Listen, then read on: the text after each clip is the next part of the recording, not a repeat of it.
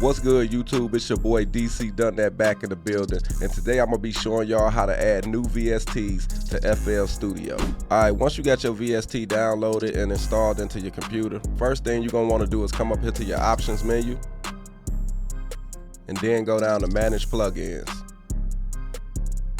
And once you get here, you're gonna want to click find installed plugins, but before you do that, you're gonna want to come down here and make sure you got rescan previous verified plugins, rescan plugins with errors, and try to prevent pop-up windows all turned off, because if you don't, it's just gonna rescan all of the previous plugins that you already got verified and rescan plugins with errors, and that's just gonna hold up the process and make it take a whole lot longer. So once you got your scan options to your likings, you can click find installed plugins.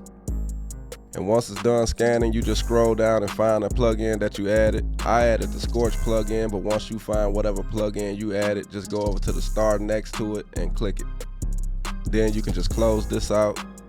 Then you might need to restart your FL Studio, but once you do that, you should be able to just click on this plus button and find whatever VST that you added. Alright, so that's a quick video of me showing you how to add new VSTs to FL Studio.